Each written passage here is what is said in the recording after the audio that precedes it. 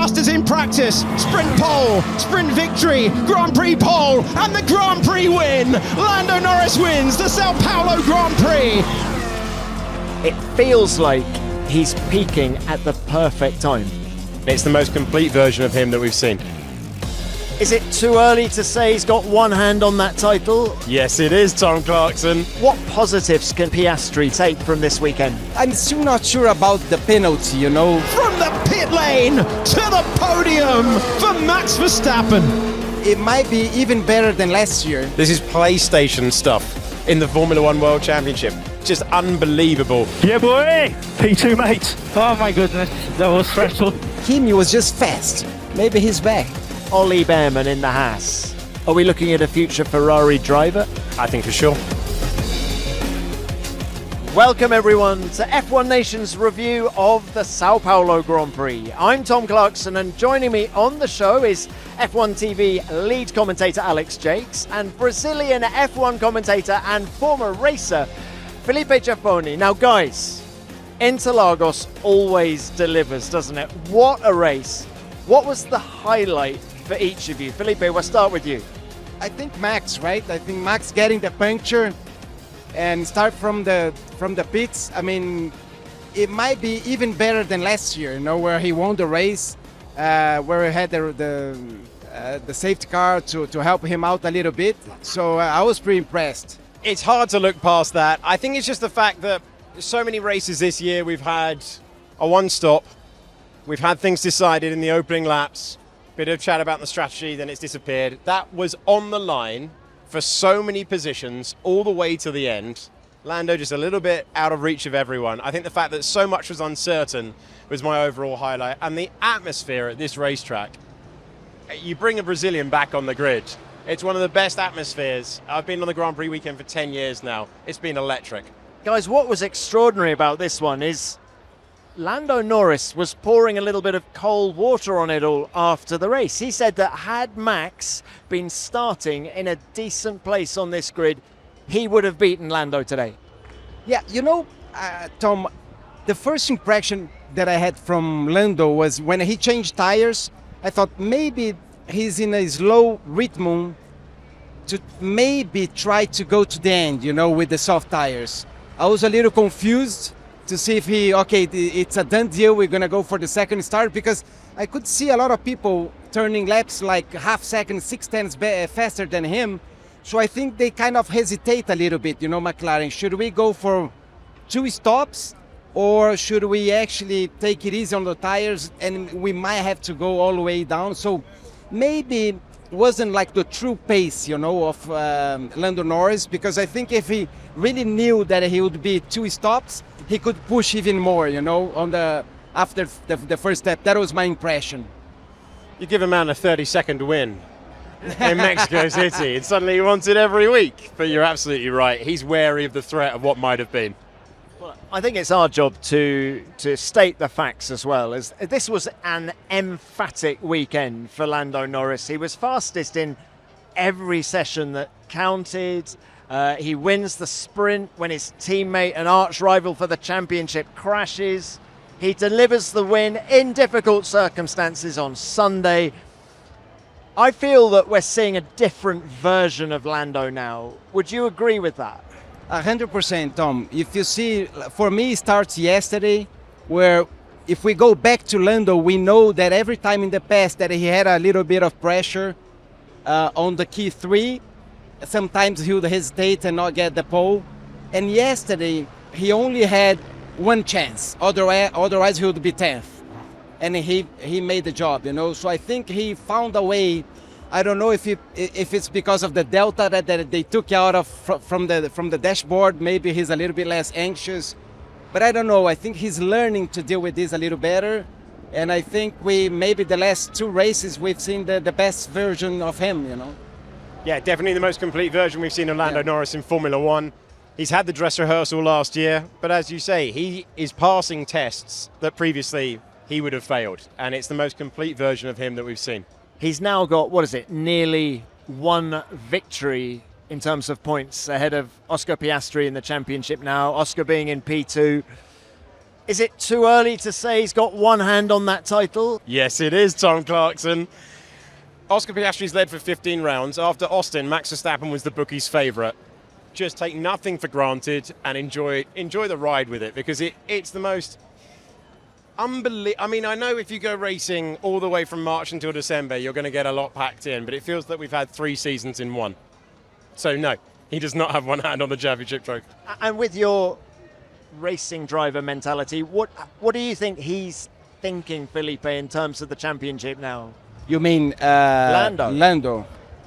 I think the way he's taking now is just, from what we can listen to him after the race, just like, let's go race by race, you know. And he's doing such a good job right now that I think he's gonna try to do one at a time. And the momentum, I think, I even told for the Brazilian TV, even if it would be 5 points or 10 points behind Piastri, coming to the Sao Paulo race, I would still prefer to be Lando, you know, as a driver, because of the momentum. So he was in the other way in the beginning of the championship, and I was actually sure that Oscar would do a better job than him. And then I don't know if it was the suspension, the front suspension with the last anti-dive. I'm not sure, but it's something click, you know. And even with the loss of the engine, that we have to remember that he lost a race that wasn't his fault. So he would be even farther ahead, you know. So I think he's kind of building his championship. And to be honest, I think besides Max, I think Lando now deserves, you know, to win the championship. Him and Oscar, if we look, whoever did the best job for me, I think Lando is doing a better job if you put all together at this point, you know. That's a really good point. This was Lando's 7th win of the season, wasn't it? He's now equal with Piastri, but it feels like he's peaking at the perfect time. Yeah, that's massive in championship building, isn't it? And you just feel that ever since he got the front end changed for Canada, the only reason he crashed into Oscar is that he caught him at the end of that Grand Prix. You just feel that more often than not just the races, not just the sprints, not just the qualifying sessions, look at the entire weekend from the green light to begin FP1 to the end of a Grand Prix, he has just looked the faster driver. Oscar's last win was Zandvoort, where he needed a last gasp Q3 effort. Lando had been quicker all the way through that weekend. It is now firmly looking like this car belongs to Lando in a way that it did with Oscar at the start of the year, when Piastri stole the start that we all expected Lando Norris to get. So what is Piastri thinking this Sunday evening in the Sao Paulo paddock? Is he capitulating? Do you think, Felipe, he found some of that old speed this weekend? I thought his pace on the soft tyre in that race was electric. What positives can he take from this weekend? I'm still not sure about the penalty, you know, that he got it, because I know there is this. Because if it wouldn't be the penalty, he would finish second, right? He would be second, 5 seconds behind Lando, which is good. And I was getting the transcription from the radio, and one thing that caught the attention is how much the team tell him to take care of the tire, take care of the car, watch out with the wheel spin, watch out with the front tires, be careful not to overcook. So I think he's still in a learning process, you know, where Lando can do this out of the box, you know, he knows how to do. And I think from where I can listen to you guys every weekend, I think Oscar has to fine-tune, I would say, this tire management, you know. It's funny, isn't it? Because for the first 2 seasons of Oscar's Formula One career, tire management was an issue, and it felt at the start of this year that he'd moved on from that. But maybe, Felipe, is he starting to look like a driver who's only in his 3rd season of Formula One versus Lando Norris, who's in his 7th, against Max Verstappen, who's in his 11th? Is that inexperience showing up? I honestly think my answer to your question was going to be, the positive for Oscar Piastri is you're 24 points off the lead of the Formula One World Championship in your 3rd season. And everything just mentioned is part of the development of a driver. He's going up against Max, who's not had the car in the first half of the year. He's been on fire in the second half of the year, and again today. Lando, that is Lando's team. He's done well to get there. In his first year, he wins a sprint race. In his second year, he wins a Grand Prix. We're in the same season that Oscar Piastri took his first Grand Prix pole position. That was back in China at the start of the year. We're taking it all for granted. He's had to learn at warp speed, obviously, since we've left the European races. The questions from year 2 have come back, and he wasn't on the podium in these races a year ago, and it's felt like we've reverted to that form. But he's less than a win away, and I think if you'd offered him that at the end of last year, he would have bitten your hand off for it. I agree completely. I think he's still, what he's done in the previous Formula, and that was also something that I want to bring it to Gabriel Bortoleto, because of course we're Brazilian, that winning, if you look at the guys that won the F2, F3 in the first season, F2 the first season, and then you look at Leclerc, and then Russell, and then Oscar, of course, then Gabriel, which a little bit different. He didn't win as much races, but these guys, for me, has something special. You know, I think they understand quite quickly, you know, the cars to win right out of the box, you know. So I think Oscar is one of them. But in Formula One, I think it's so complex nowadays with the tire management, you know. I think they know so much about the tire temperature that it's hard. It is complex, but there are two moments I want to talk about to you in particular, Felipe. His crash in the sprint, and then also what happened on lap 6 when the race went green after the safety car today. Well, the crash, to be honest, I think was a little bit more of the track fault than him, because there was a little puddles of water. Like maybe the only mistake that he did, all of them walk in the track on Thursday. I did, and I could see the standing water on the curbs out of turn 2 and out of turn 4. You know, so that's some place that you don't want to go.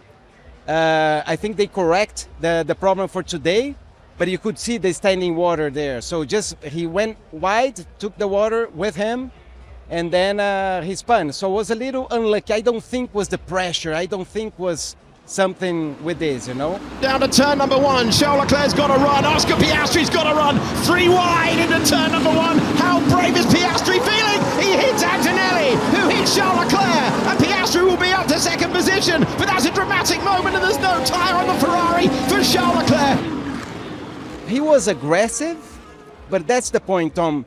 They have the rule now that it has to be the mirror, and maybe if he would be maybe 10 or 20 centimeters to the front, maybe there was no penalty. So I think it's kind of complicated, you know, because in my point of view, there was a gap there. He went for it. Kimi knew he was there.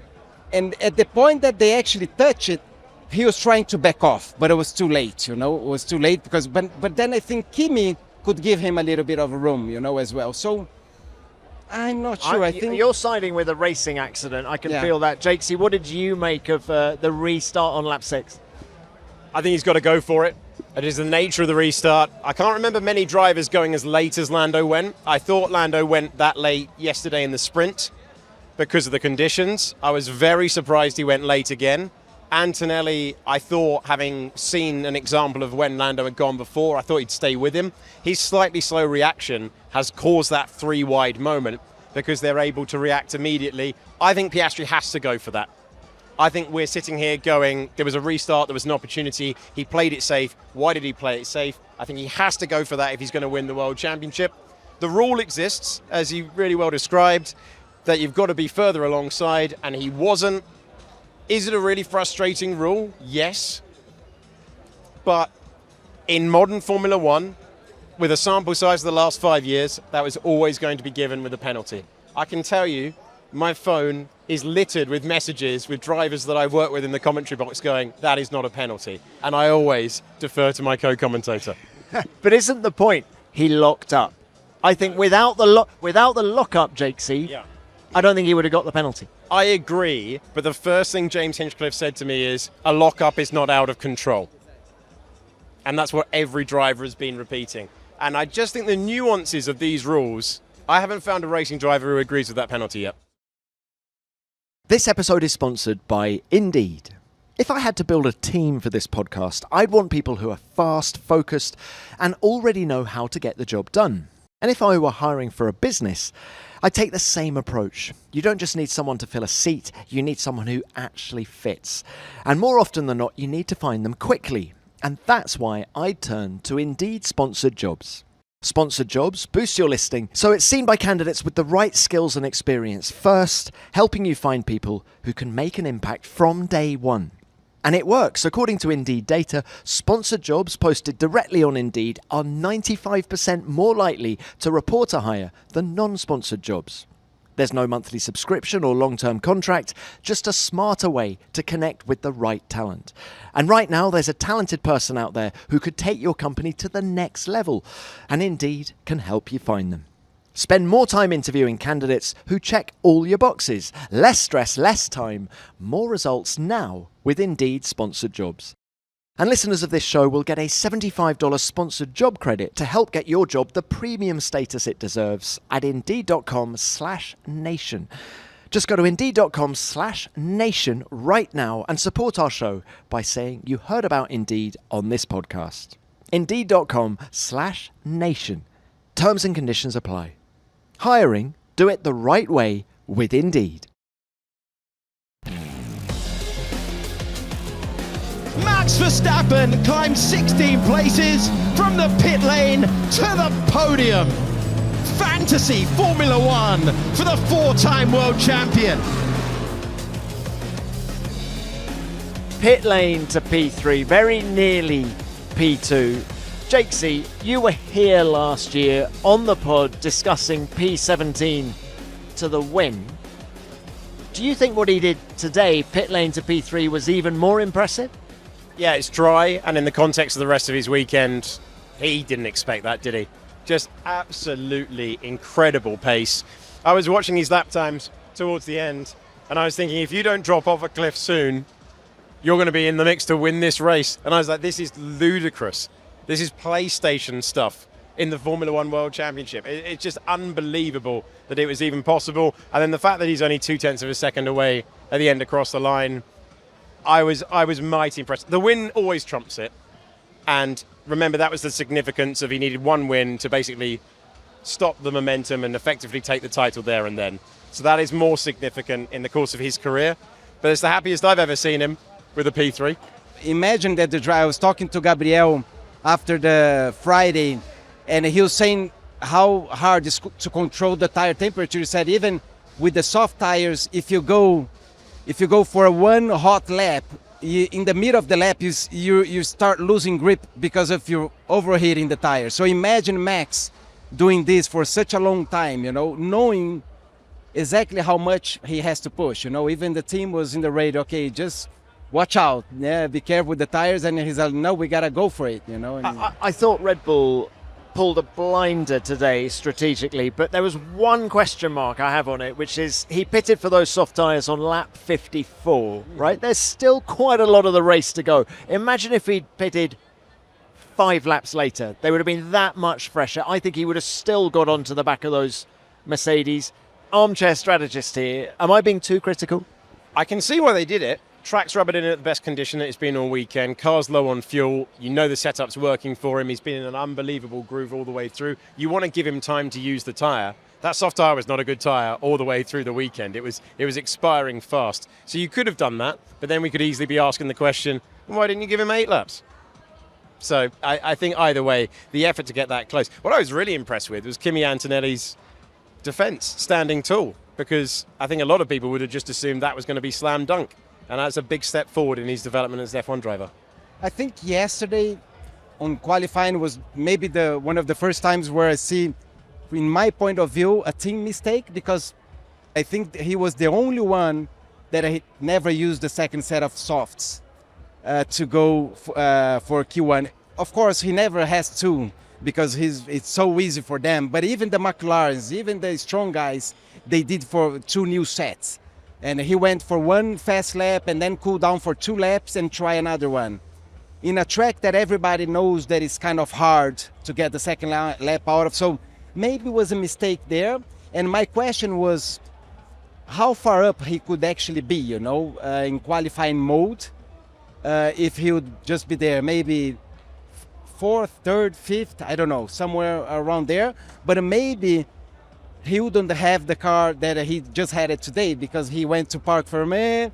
He said, okay, if he started fourth, maybe he would not even finish second. But Felipe, wasn't the car so far out of the window in qualifying that even if he had done that second set of soft tyres and got through to Q2, do you really think he would have got into Q3?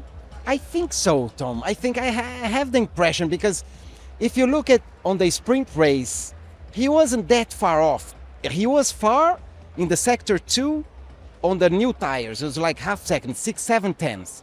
But it called me attention on the sprints that he wasn't that bad, I think they changed the setup a bit between the sprint and quali, didn't they? And they went in the wrong direction. Yeah. And so I think for the armchair fan, I think you're absolutely right. Thank goodness he got knocked out in Q1. Yeah. He started from the pit lane. I mean, they changed everything on that car. The floor, the suspension, even the new power unit, which has got to be worth a few horsepower, isn't it? Old versus new. And that's what gave us such an electric race, or one of the reasons today anyway. For sure, yeah. No, I think that was the right decision.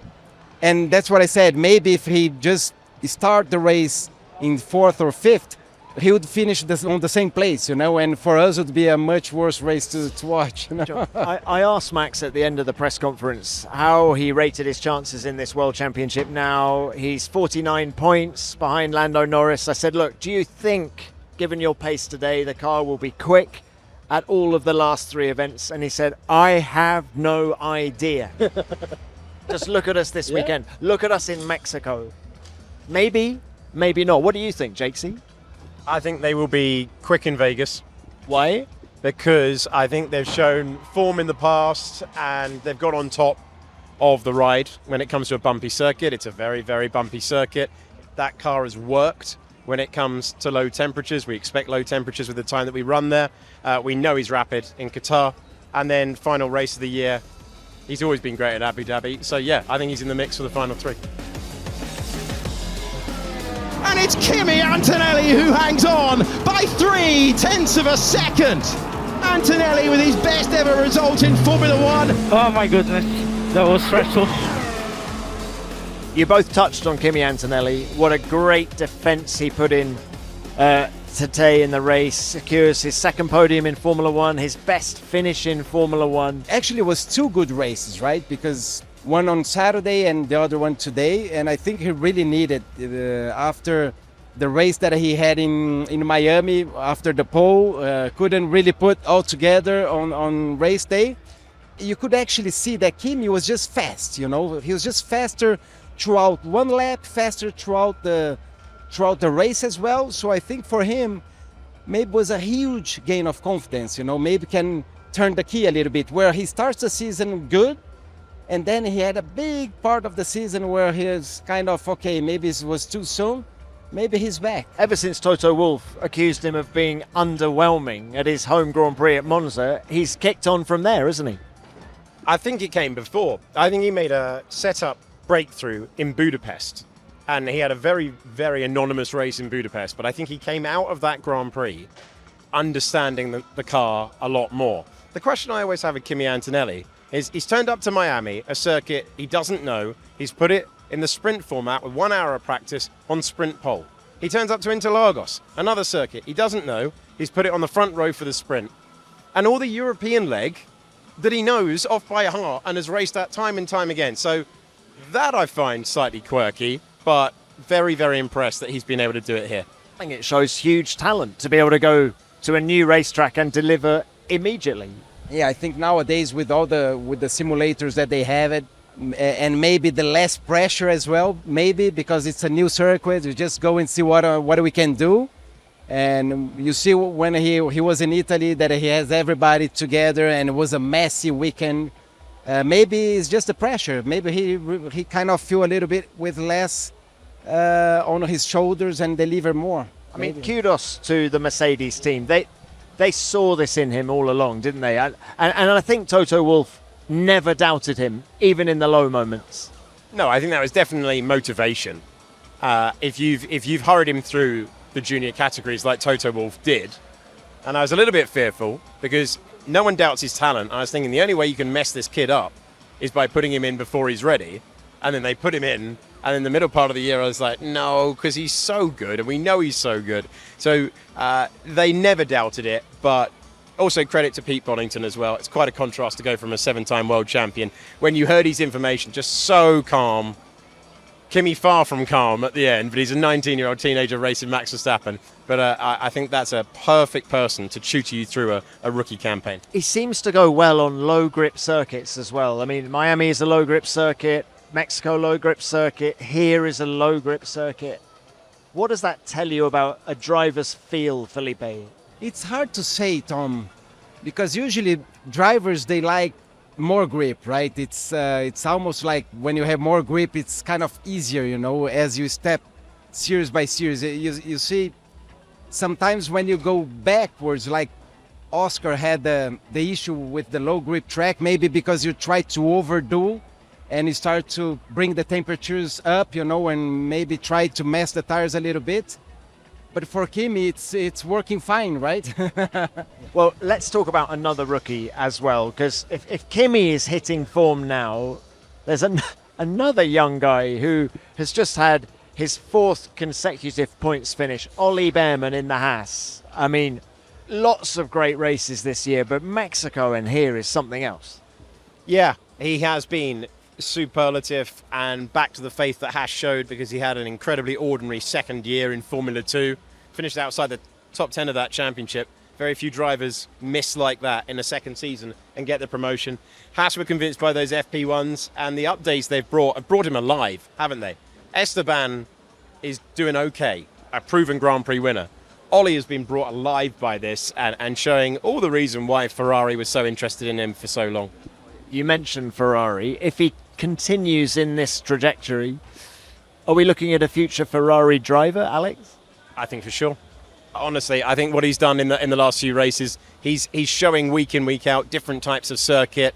Was disappointed to be P8 on the grid yesterday because he believed the top 5 was there. How quickly the expectations changed, but Haas believe he's capable of it, and so does he. Kudos to Ollie Behrman. Let's talk about 2 other rookies as well. Liam Lawson, Isaac Hadjar. Lawson doing 52 laps on the medium tyre. We've never seen that from him before. Talk about drivers hitting their stride late in the season. Antonelli is one. I feel Isaac Hadjar has been impressive all year. Lawson is getting better. He feels like he's getting more and more comfortable in that racing ball.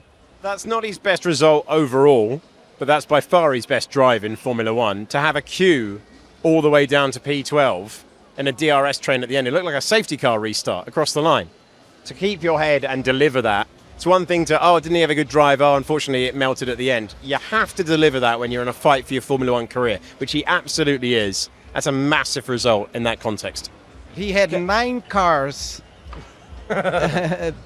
just after him, you know. If you see the difference, it's like 5 seconds. And it is possible to overtake here. So he did a cracking job keeping them behind. Yeah, he with a tire that wasn't good enough, you know, and of course, Tom, the car has to. I mean, even you see Max going through people, but he had a fast car where overtakes, which makes easier. Maybe the Haas car also was a little bit faster in the straight, which helps a little bit. So, but even looking at this, he did an awesome job just to keep all these laps on the tires and still finish well, right? Now, Felipe, can we talk about the local boy now?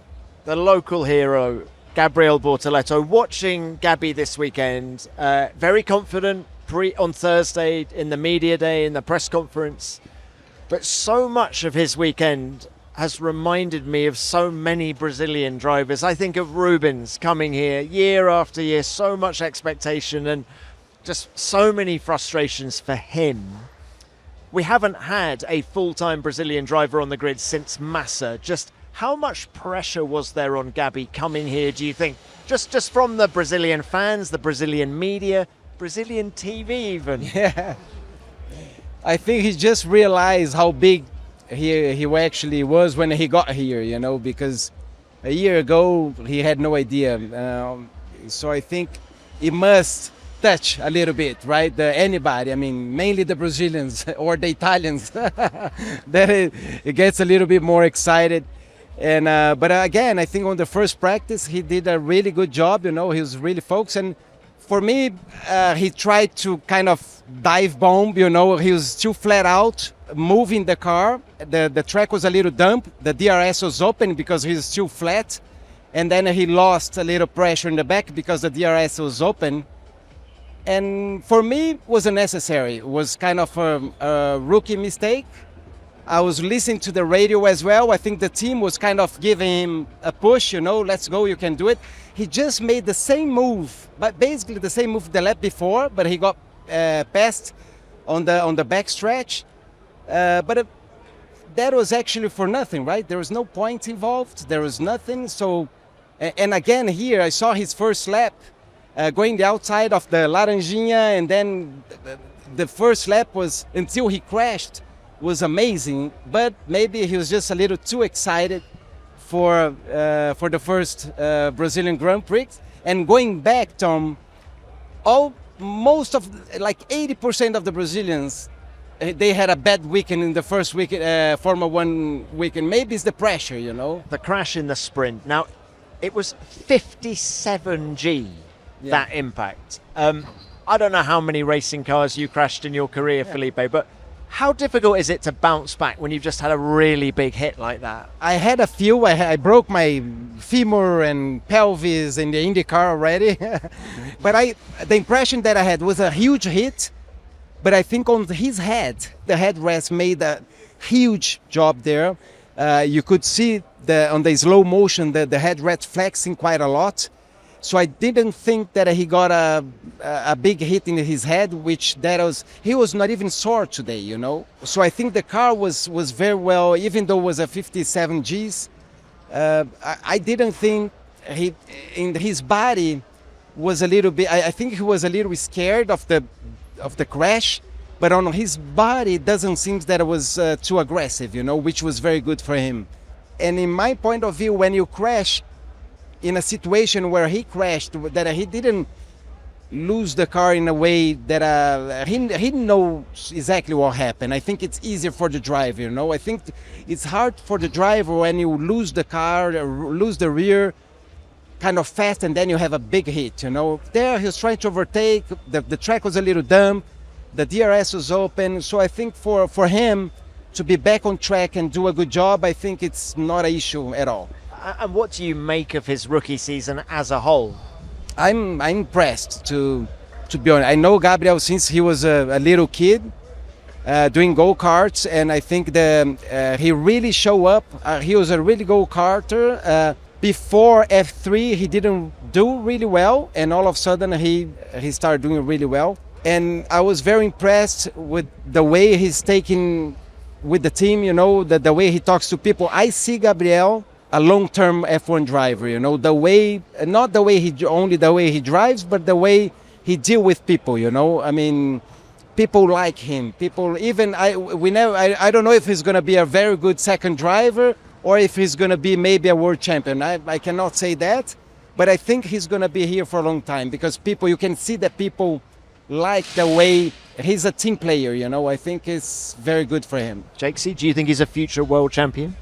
Hard to say at this stage, but I don't think there are many people who would have had him ahead of Hülkenberg in the qualifying head-to-head. The thing I'm most pleased about for him is the fact that he has had a car to show the talent. My worry for him is that Sauber, a year ahead of Audi, we're just going to be looking to 2026, and he was going to be on the back row every single week. And what he did in Budapest this year was fantastic. This episode is sponsored by Trade, the #1 coffee destination in the US. You've probably heard me mention Trade on the show before, and that's because I really rate their coffee. And since it's that time of year when you want to treat yourself or someone else to something a little bit special, Trade makes it super easy to discover something new. Whether you're after something bold and chocolatey or light and fruity, they'll match you to it. And that's because they partner with over 50 of the country's best independent roasters, and you won't find these coffees in your average supermarket. Every bag is roasted to order, delivered fresh and tailored to your taste through their quick quiz. And if your first bag isn't quite right, they'll replace it for free until they get it just right. And it's not just about variety, though there are over 450 coffees to choose from. It's the fact that every recommendation is personalised. I'm a huge fan of the espresso roast from Alma Coffee, a small batch farm-to-cup roaster from Georgia. It's chocolatey, nutty, everything I love. In fact, I might just share the joy and gift a bag to a friend. And you can too, because right now, Trade is offering 50% off a 1-month trial at drinktrade.com/nation and 10% off gifts. That's drinktrade.com/nation to get 50% off 1 month and 10% off gifts. drinktrade.com/nation.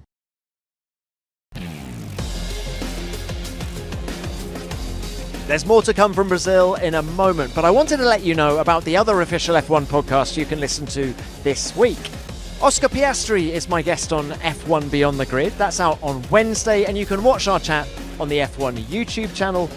And this week's F1 Explains is a quick-fire questions special with F1 TV's Laura Winter and James Hinchcliffe. That's out on Friday. Just search for F1 Beyond the Grid and F1 Explains on your podcast app.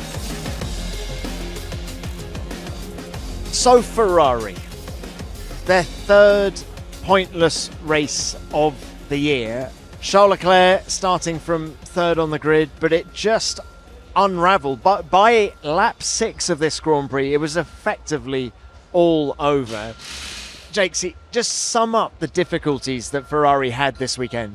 Well, where do you begin? On Friday, it looked horrible to drive on the infield. But as it did in Mexico, do you remember? They seemed to start off the pace and they managed to salvage it there, but You cannot be starting there when you're up against Mercedes, Red Bull and McLaren. So you're on the back foot. I was very impressed with Charles Leclerc's lap to manage to get it third on the grid for the Grand Prix, but it still did not look good on the onboard. You've got them in the sprint race, a little bit of lift and coast as well. They've got a fundamental issue with that car. Charles Leclerc has no choice, like Oscar, to go for that move, gets caught up in that. And Lewis Hamilton was so despondent to go out in Q2 that he knew that he needed it to rain. As soon as it didn't rain, there's a small misjudgment at the start, and that's the end of it. It's a tough one, isn't it? And it's not what, if you think about where their expectations were at the start of the year compared to what we've got in this campaign, it sums it up. It's been a tough one. Well, and they've slipped from P2 in the Constructors' Championship. They're now back behind Red Bull in P4. I mean, And Red Bull, Max is doing like 95% of the points. Max has scored 341 of Red Bull's 366 points this year. Yeah, and what caught me the attention for me from Ferrari this weekend was on Friday. I think they're trying to save tires, so they never went to the medium tires. It's so hard, right? The impressions that I had every time on Q3, everybody that went to the soft tires, the car was a little bit too loose. And I think you had more grip in the front, the impression in most of the cars. And I think the first mistake was that one, because you never actually use the tires that you're going to use on the qualifying, coming up. So I think the other teams had more time to prepare. Okay, we used the medium. You had a few hours there to kind of fine-tune the car for it, and they never did. So they start with the back foot, and then the race, we know what happened there today. It's just difficult times, isn't it? The end of the season can't come soon enough for them, and my goodness, they need to make a leap next year, don't they? Otherwise, I can just envisage more changes at Ferrari, more sort of unsettling management changes. I feel it could all happen again if they don't make that leap to challenge, at least challenging for the World Championship next year. I completely agree. And the moment we'll know is when we're in Bahrain and you're asking them questions in the testing press conference, because that's the moment where you see the body language, you see the reality. It doesn't matter what the lap time says. If Charles Leclerc and Lewis Hamilton are not happy in the Bahrain test, the second one that we have next year, then, yeah, I think we're going to get more of the same. And team principal Fred Vasseur said at the summer break that finishing P2 in the championship and winning a race this year were important to that team, and they couldn't look further away from both of those things as we sit here now with 3 to go? Ultimately, Vegas represents their last real opportunity of the season. They've always gone well there. That car is well suited, mechanically, short corners, low grip, high speed. They've still got a chance. They've been competitive every time we've gone there. Well, guys, it is now that moment in the show when we talk about driver of the day. So Max won the vote on TV. Jakesy, let's start with you. Who is your driver of the day? You can even give us 2 if you want. Go for 2, because it's obvious that Max Verstappen coming from the pit lane to the podium, which is, I think it's happened 8 times in Formula 1 history. Come on, that is silly stuff. I called it fantasy Formula 1 on air, and that's what it felt like. But very, very impressed with Antonelli. I felt racecraft-wise, belonging at the front-wise, that was his most complete F1 weekend. I would have to be exactly the same. Now that doesn't make for good listening if we all say That's all you get. Good night. I'm sorry. So you'll say what? Max is your driver? Yeah, Max is the first one for sure. Because Kimi, I mean, we have to see that we've been talking a lot that Russell was one of the best drivers of the year. And now he just beat him, like from one lap in the race. It's not that George had a problem. I mean, he was faster. So that's why I think he deserves. I maintain that George Russell is still my second best driver of the year after Max Verstappen, still now with 3 to go. Yes. And I agree. That's why I think Kimi today was very impressed. Okay, well, look, give us a third name. Behrman, maybe. I think it's with the Haas. Future Ferrari driver, maybe. I'm going to go for the guy who won the race and posted a perfect weekend, topping every session, who was the 4th name that we mentioned in Driver of the Day. That's when you know you've seen some good performances out there. I'm going to throw just one more name in there, and that is Pierre Gasly. Alpine have had a really, really rough time of recent, and he scored points in the sprint, and then of course he brings it home 10th. In the Grand Prix itself, and it was wonderful to see that team. I'm not going to say back where they should be, but the fickle nature of Formula 1 in 2025 is kind of what it proves, and that car is so off the pace some weekends, and yet he said that from his first lap in FP1 on Friday, he knew he had a car underneath him that he could do something with. The team didn't know why, but he loves this place, doesn't he? He adores this place. Twice on the podium here. There's just something about Gasly in this racetrack that's magic. Well, look, guys, thank you both very much for your time. Felipe, wonderful to have you on the show. Thank you very much. Your time. Obrigado. Jakesy, great to have you on the show again. Are we going to see you in Las Vegas? Not in Vegas, but there for the final 2. There for the champion, the crowning of the champion. And we're not going to see you, Felipe, are you? Do it from here in Sao Paulo? From here, yes. Okay, well, guys, thank you both very much. Travel safe back to Europe, Jakesy. Travel safe, couple of kilometres up the road for you. Still take you 2 hours to get there, Felipe, but anyway. All right, guys, thank you very much. Thank you. Well, what a weekend it's been here at Interlagos. And for more reaction and analysis, please go to f1.com, the official F1 app, or at F1 on social media. And you can also watch the race highlights on the F1 YouTube channel. Las Vegas is up next. Get your tickets at f1lasvegasgp.com and join us next Monday for our preview of that race. Thank you very much for listening. F1 Nation is produced by Formula 1 and Audio Boom Studios.